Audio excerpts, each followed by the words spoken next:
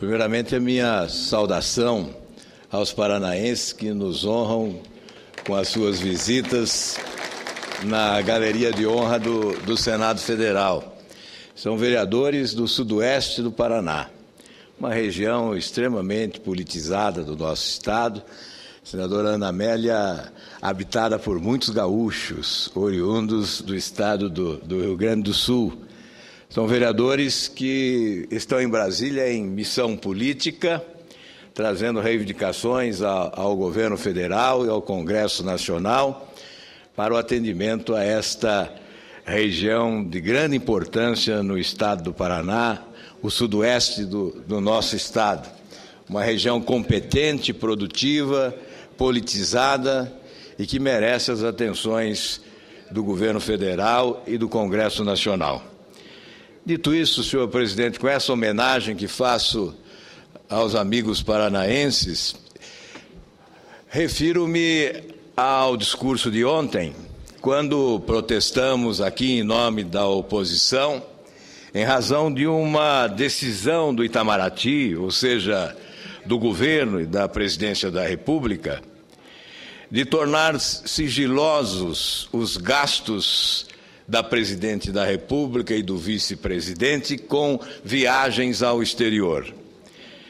Consideramos uma medida inusitada, que afronta a sociedade porque a desrespeita, uma vez que implica em gastos com o dinheiro público que passam a ser desconhecidos da população brasileira. Não poderíamos, de forma alguma, aceitar como algo oriundo de um governo democrático. Certamente a transparência é essencial na democracia. Sem transparência, não há lisura de procedimentos, não há ética e não há respeito a quem paga impostos no país.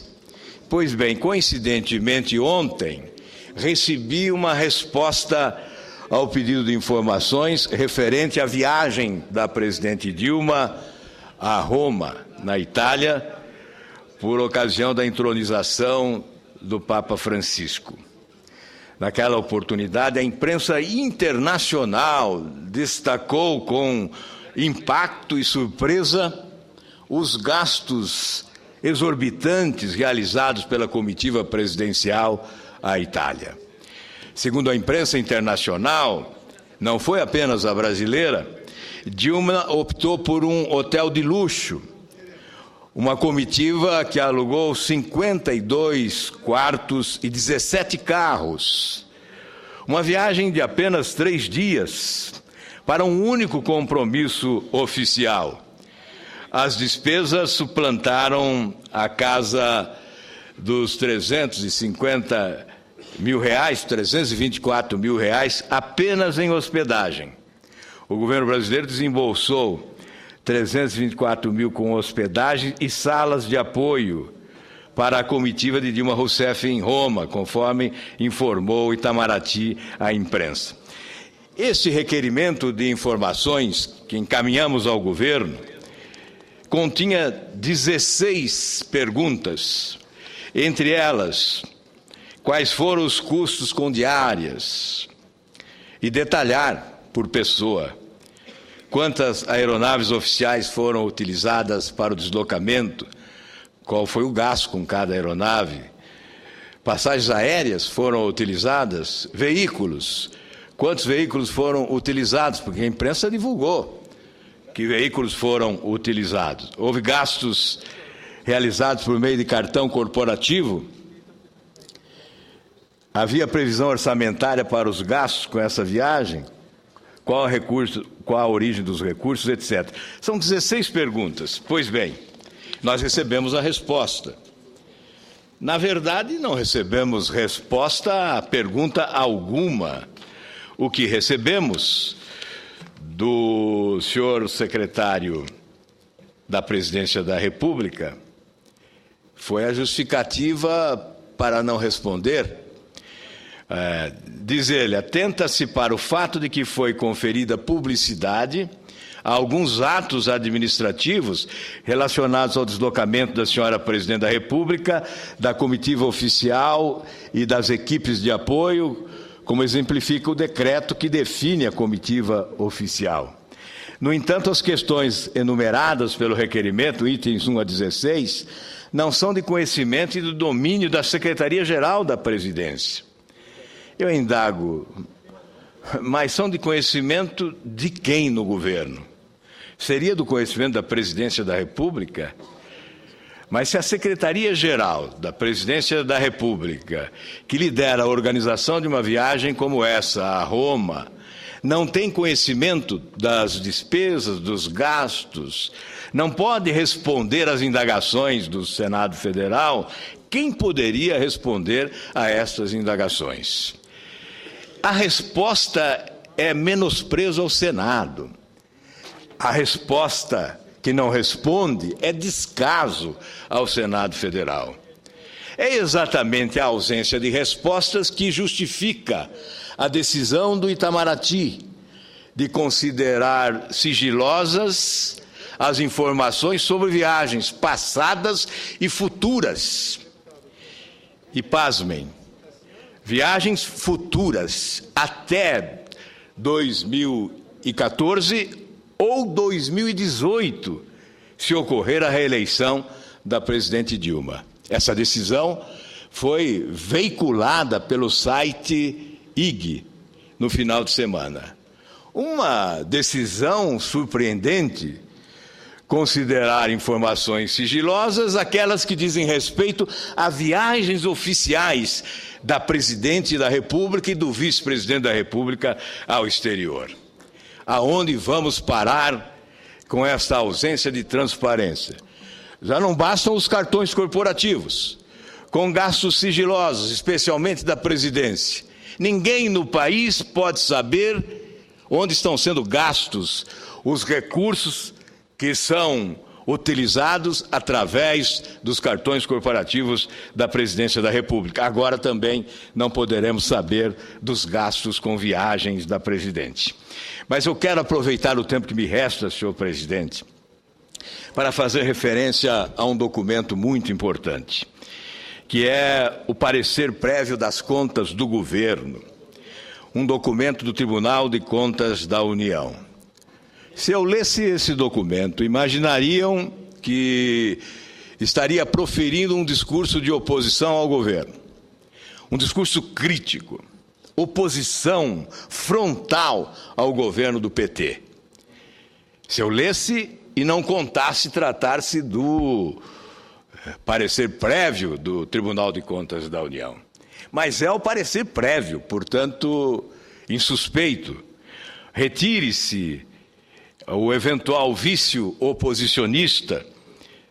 Nós queremos chamar a atenção, sobretudo, não vou ler o parecer todo, vou pedir a Vossa Excelência que autorize a sua publicação, mas chamo a atenção, contudo, para o fato de que 2012 foi o terceiro ano consecutivo em que a inflação superou o centro da meta, fixada em 4,5%.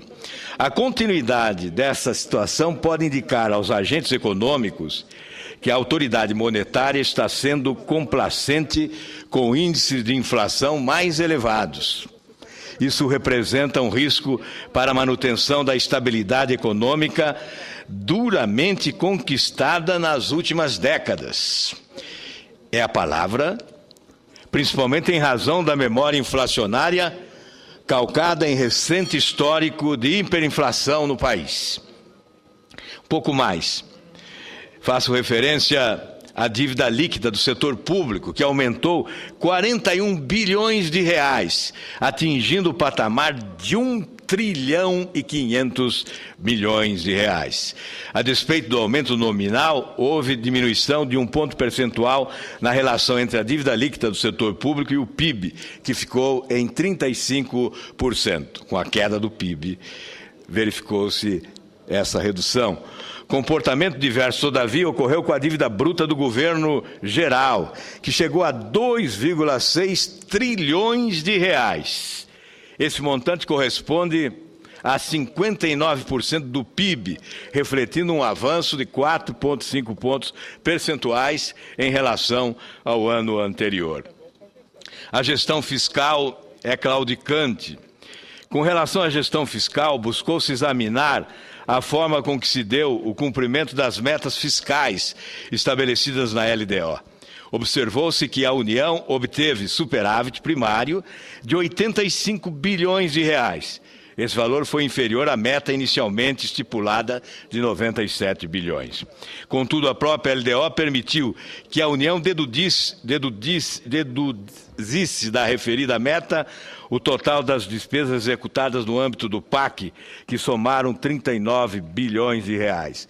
Com essa dedução, a meta de superávit primário da União foi reduzida para 57 bilhões e o seu cumprimento se deu com folga de 27 bilhões de reais. Entre os fatores que contribuíram para o alcance da meta reduzida, destacam-se a limitação do empenho e movimentação financeira no valor de 25 bilhões de reais, a postergação de pagamentos via restos a pagar de até 82 bilhões de reais e determinadas receitas extraordinárias de 22 bilhões de reais. Senhor presidente, há aqui, neste relatório, alguns pontos essenciais sobre transportes, por exemplo.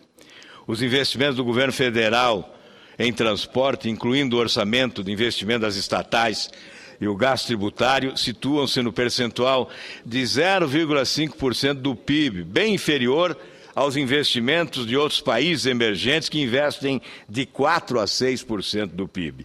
Aí se explica o colapso logístico existente no Brasil.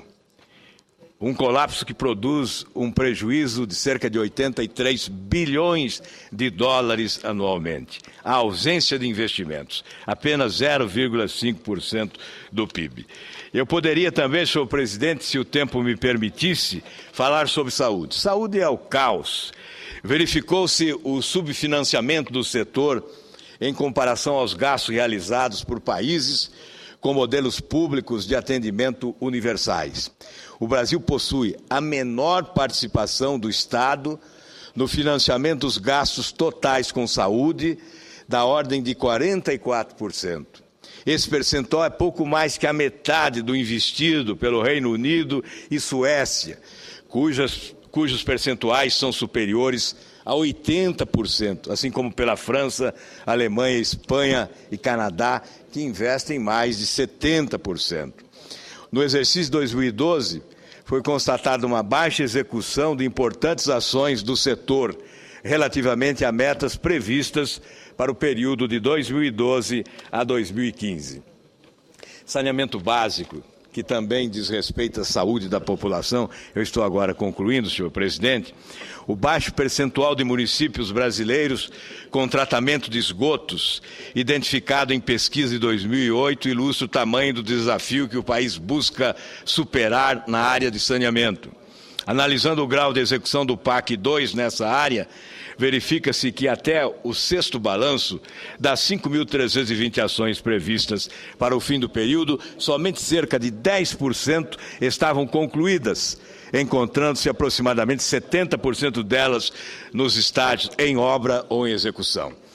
Portanto, senhor presidente, para concluir, esse parecer prévio do Tribunal de Contas da União mostra que a propaganda oficial é mentirosa, é uma propaganda enganosa. Este parecer prévio do Tribunal de Contas da União constata a incompetência administrativa que há e, sobretudo, o descaso do governo com setores essenciais para a vida dos brasileiros. Muito obrigado, senhor presidente.